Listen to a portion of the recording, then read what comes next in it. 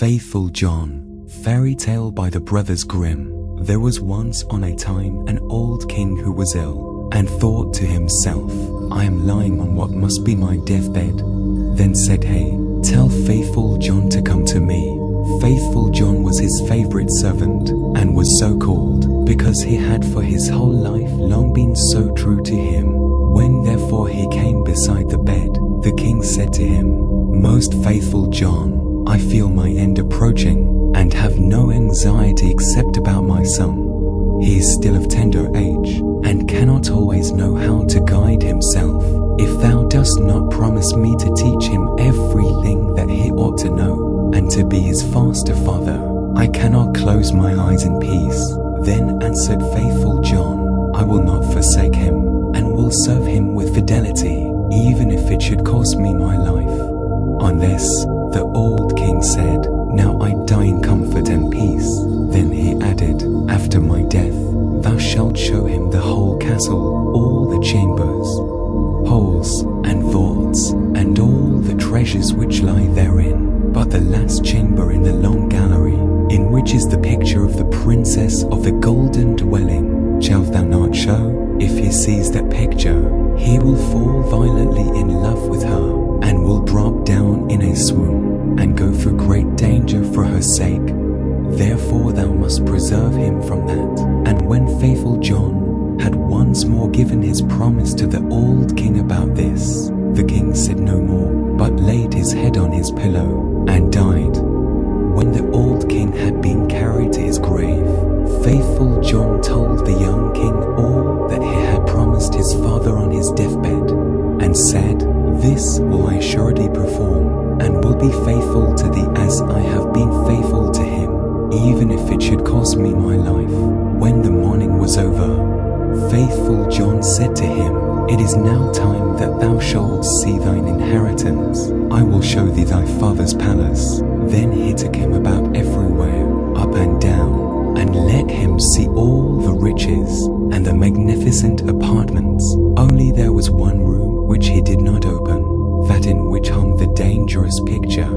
The picture was, however, so placed that when the door was open you looked straight on it, and it was so admirably painted that it seemed to breathe and live, and there was nothing more charming or more beautiful in the whole world. The young king, however, plainly remarked that Faithful John always walked past this one door, and said, Why dost thou never open this one for me?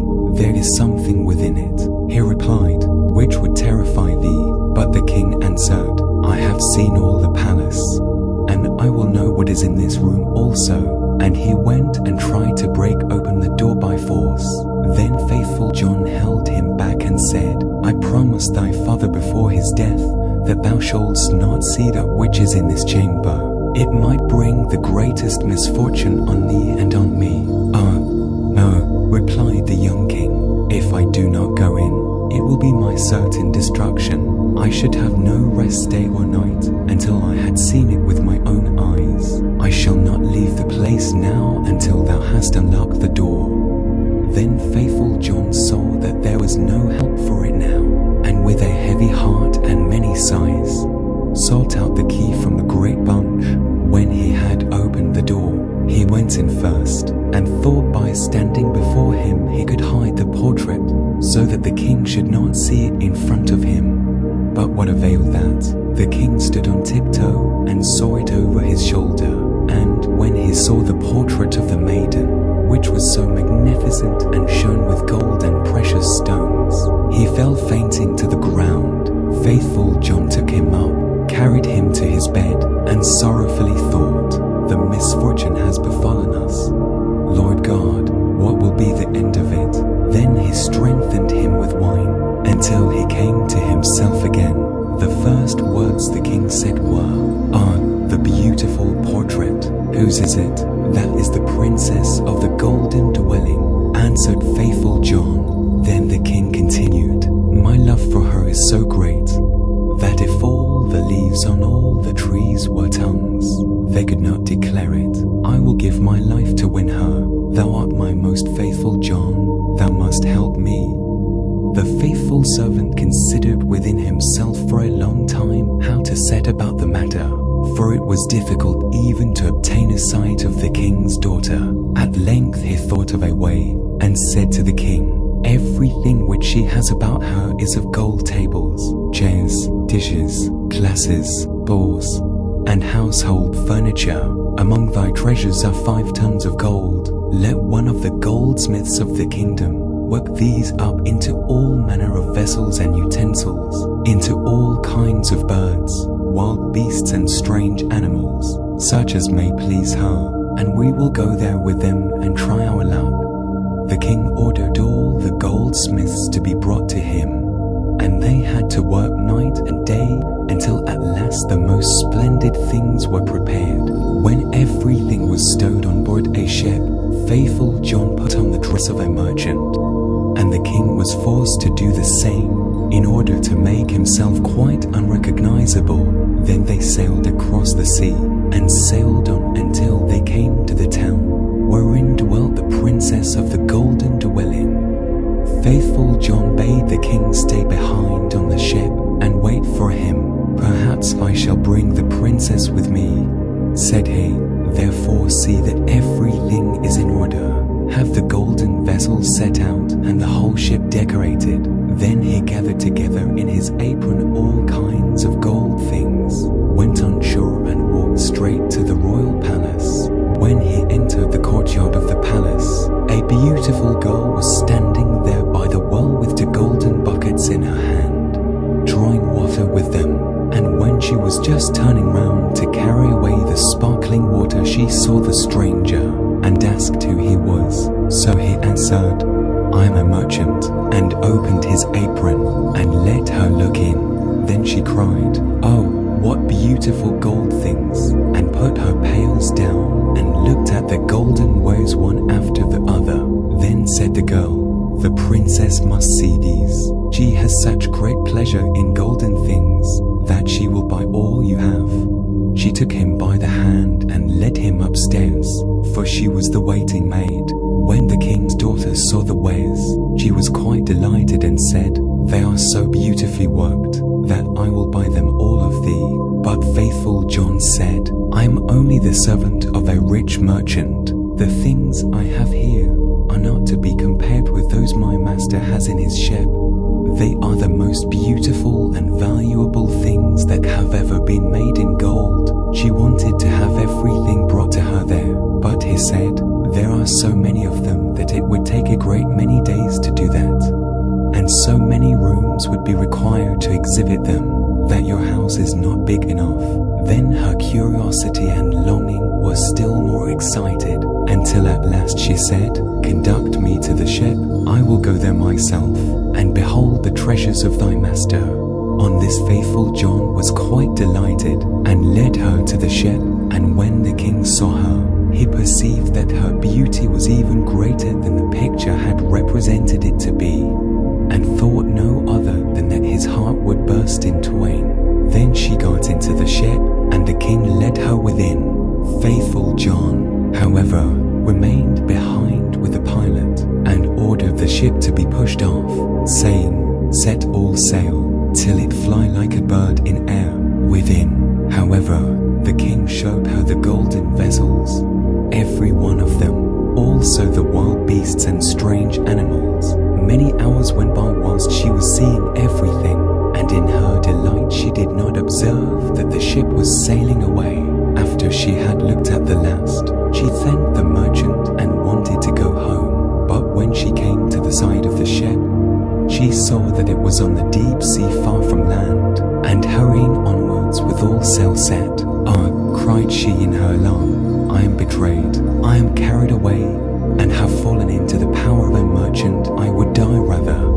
The king, however, seized her hand and said, "I am not a merchant. I am a king, and of no meaner origin than thou art. And if I have carried thee away with subtlety, that has come to pass because of my exceeding great love for thee. The first time that I looked on thy portrait, I fell fainting to the ground." When the princess of the golden dwelling heard that, she was comforted, and her heart was inclined unto him, so that she willingly consented to be his wife.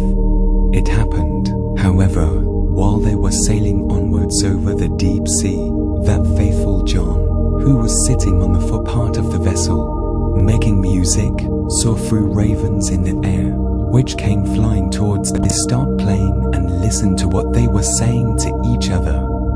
For that he well understood, one cried, "Oh, there he is carrying home the princess of the golden dwelling." "Yes," replied the second, "but he has not got her yet," said the third, "but he has got her. She is sitting beside him in the ship." Then the first began again, and cried, "What good will that do him?" When they reach land, a chestnut horse will leap forward to meet him, and the prince will want to mount it. But if he does that, it will run away with him, and rise up into the air with him, and he will never see his maiden more. Spake the second, "But is there no escape?" "Oh, yes, if anyone else gets on it swiftly, and takes out the pistol which must be in its holster, and shoots the horse dead with it, the young king is saved. But who knows that? And whosoever does know it, and tells it to him, will be turned to stone from the toe to the knee." Then said the second, "I know more than that. Even if the horse be killed, the young king will still not keep his bride. When they go into the castle together, a wrought bridal garment will be lying there in a dish, and looking as if it were woven of gold and silver. It is, however, nothing but sulphur and pitch, and if he put it on, it will burn him to the very bone and marrow." Said the third, "Is there no escape at all?" "Oh, yes," replied the second, "if anyone with gloves on seizes the garment and throws it into the fire and burns it, the young king will be saved. But what avails that? Whosoever knows it and tells it to him, half his body will become stone from the knee to the heart." Then said the third, "I know still more.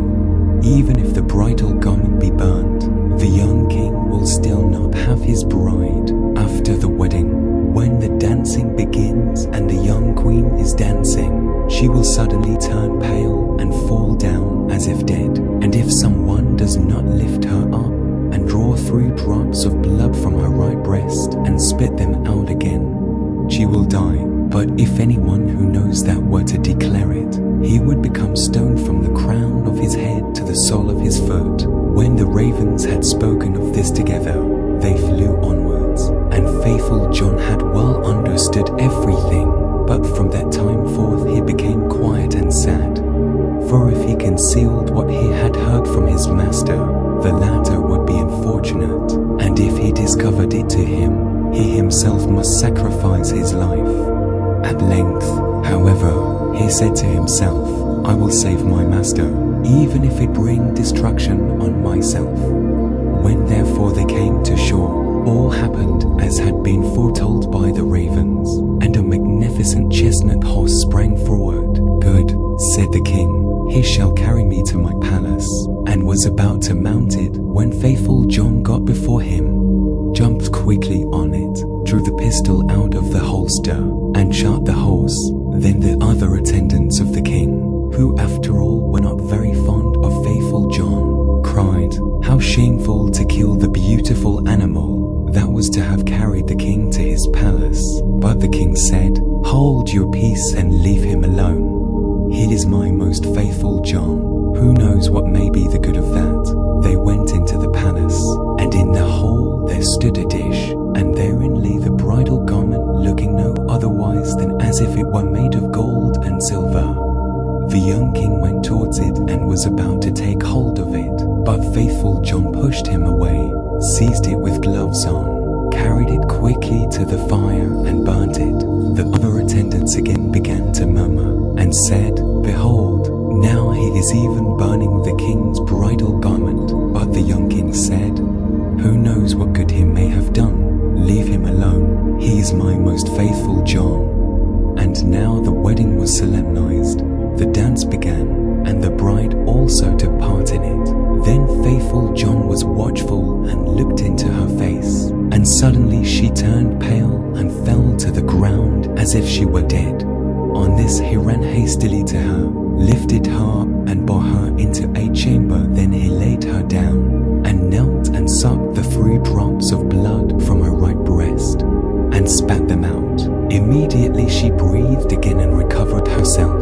But the young king had seen this, and being ignorant why faithful John had done it, was angry and cried, "Throw him into a dungeon." Next morning faithful John was condemned, and led to the gallows, and when he stood on high, and was about to be executed, he said, "Everyone who has to die is permitted before his end to make one last speech. May I to claim the right?" "Yes," answered the king, "it shall be granted unto thee." Then said faithful John, "I am unjustly condemned, and have always been true to thee," and related how he had hearkened to the conversation of the ravens when on the sea, and how he had been obliged to do all these things in order to save his master. Then cried the king, "Oh, my most faithful John, pardon, pardon, bring him down." But as faithful John spoke the last word, he had fallen down lifeless and become a stone. Thereupon the king and the queen suffered great anguish, and the king said, "Ah, how will I have requited great fidelity," and ordered the stone figure to be taken up and placed in his bedroom beside his bed. And as often as he looked on it, he wept and said, "Ah, if I could bring thee to life again, my most faithful John." Some time passed, and the queen bore twins, 2 sons who grew fast and were her delight. Once, when the queen was at church, and the 2 children were sitting playing beside their father, the latter, full of grief, again looked at the stone figure, sighed and said, "Ah, if I could but bring thee to life again, my most faithful John." Then the stone began to speak and said, "Thou canst bring me to life again, if thou wilt use for that purpose what is dearest to thee." Then cried the king, "I will give everything I have in the world for thee." The stone continued, "If thou wilt cut off the heads of thy 2 children with thine own hand, and sprinkle me with their blood, I shall be restored to life." The king was terrified when he heard that he himself must kill his dearest children, but he thought of faithful John's great fidelity, and how he had died for him, drew his sword, and with his own hand cut off the children's heads. And when he had smeared the stone with their blood, life returned to it, and faithful John stood once more safe and healthy before him. He said to the king, "Thy truth shall not go unrewarded," and took the heads of the children, put them on again, and rubbed the wounds with their blood, on which they became whole again immediately, and jumped about, and went on playing as if nothing had happened. Then the king was full of joy, and when he saw the queen coming, he hid faithful John and the 2 children in a great cupboard. When she entered, he said to her, "Hast thou been praying in the church?" "Yes," answered she, "but I have constantly been thinking of faithful John, and what misfortune has befallen him through us."